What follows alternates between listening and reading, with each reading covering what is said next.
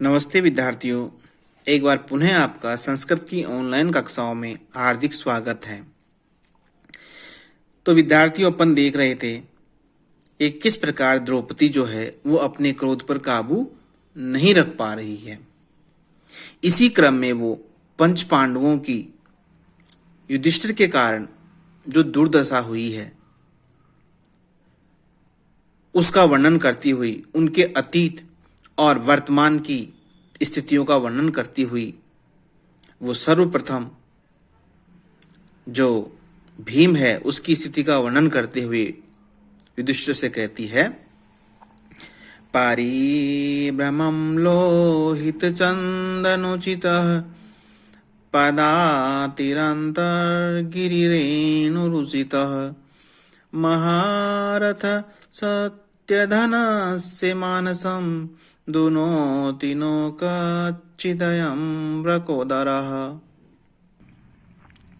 इसका अन्वय देखिए।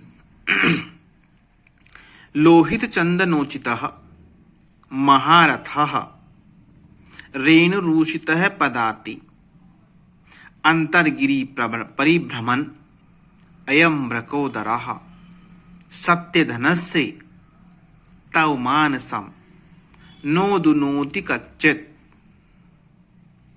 इसका अर्थ देखिए।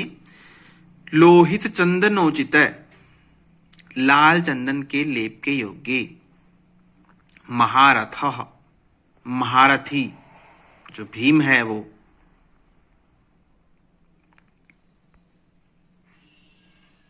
रेणुरूषित, धूल से धूसरित, पदाति पैदल ही, अंतरगिरि पर्वत पर, परिभ्रमण घूमता हुआ, अयम यह, वृकोदरः वृक के समान उदर वाला या भेड़िए के समान उदर वाला भीम, सत्यधन से सत्य रूप धन वाले, तव आपके, मानसम मन को, चित्त को, कच्चित क्या, न दुनोति पीड़ित नहीं करता है। तो विद्यार्थियों, इस पद्य में जो द्रौपदी है वो भीम के अतीत और वर्तमान की तुलना करते हुए कहती है कि हे राजन, जो भीमसेन लाल चंदन से हमेशा प्रसादन करने वाला था और रथ से ही गमनागमन करता था, ऐसा योद्धा अब धूलि से दूषित होकर पैदल चलने वाला और पर्वत भटकता रहता है। तो हे राजन, हे सत्य को ही धन मानने वाले युधिष्ठिर, क्या भीमसेन की ये दशा आपके मन को जरा भी विचलित नहीं करती? क्या आप इनकी दुर्दशा को देख करके पीड़ित नहीं होते? अगले पद्य में जो द्रौपदी है वो अर्जुन की दुर्दशा का वर्णन करते हुए कहती है, विजित्य ये प्राज्यमयाच्छदुत्तरान् कुरु न कुप्यं वसुवासवोपमः सैवल्कवासांसि तवाधुनहरन् करोति मन्युं न कथं धनञ्जयः। वासवोपमः ये धनञ्जयः उत्तरान् कुरून् विजित्य प्राज्यम् ऐकुप्यं वसु अयच्छत् स अधुना तव वल्कल वासांसि आहरन् कथम तव मन्युम न करोति। इसका शब्दार्थ देखिए।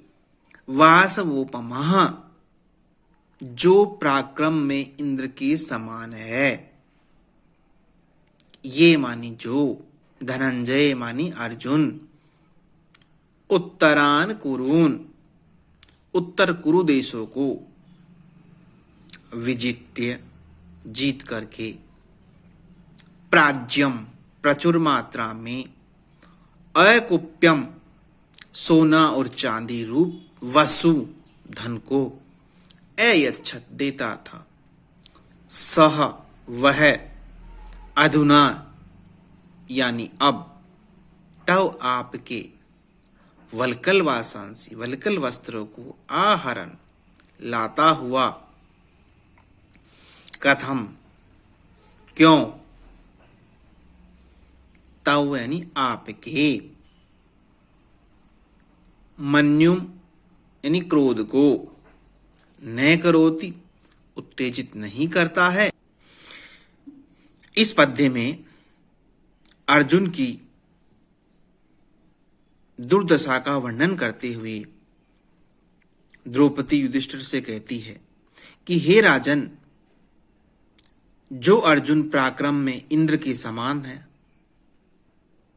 जो पूर्व में सामान्य जनों की पहुंच से बहुत दूर उत्तर कुरु देशों को जीत करके आपके लिए प्रचुर मात्रा में सोना चांदी रूप आभूषण लाता था, या उस धन को जीतकर आपके लिए लाता था, इस समय इंद्र के समान वो योद्धा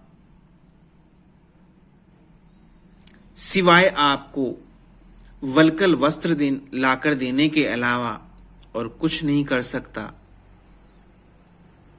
तो उस इंद्र के समान पराक्रमी अर्जुन की यह दुर्दशा भी क्या आपको क्रोधित नहीं करती?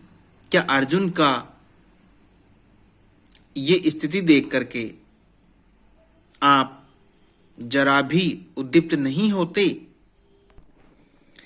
इसी क्रम में वो नकुल और सहदेव की दुर्दशा का भी वर्णन करती हुई कहती है, वनांतसंज्ञा कठिनी कृताकृति, कचाचितो विश्वगिवा गजो गजो, कथं त्वेतो धृति संयमो, न विलोकयन्नोत्सहसेन बाधितुम्।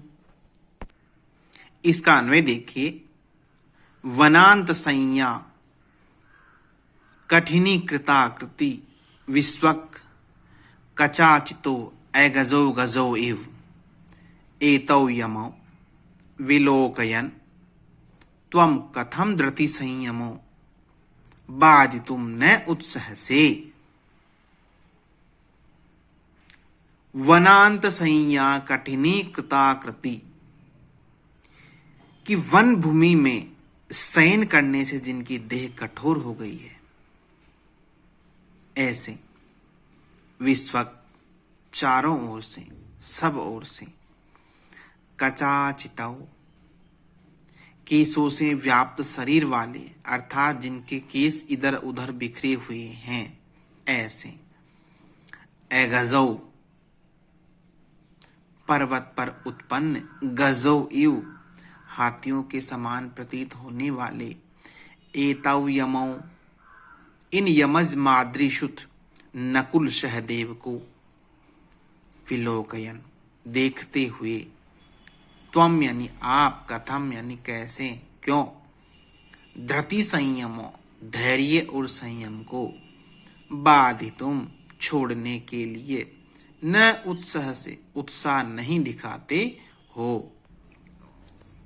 इस पद्य में नकुल और सहदेव की दुर्दशा का वर्णन करते हुए द्रौपदी युधिष्ठिर से कहती है कि वन प्रदेश में शयन करने वाले और कठोर हुए शरीर वाले, कि वन प्रदेश में शयन करने के कारण जिनका शरीर कठोर हो गया है और संस्काराभाव जिनके केस बिखरे पड़े हैं, ऐसे पर्वत के हाथियों के समान इन दोनों माद्रीसुतों नकुल और सहदेव को देखते हुए क्या आप अपने धैर्य और संयम को छोड़ने के लिए उत्साहित नहीं होते? अर्थात हे युधिष्ठिर, क्या आपको नकुल और सहदेव की दुर्दशा भी दुर्योधन से युद्ध करने के लिए उद्वेलित नहीं करती? देखिए आप आज आपके इन चारों भाइयों की क्या दुर्दशा हो गई है। तो यही वर्णन वो इन पद्यों में करती है।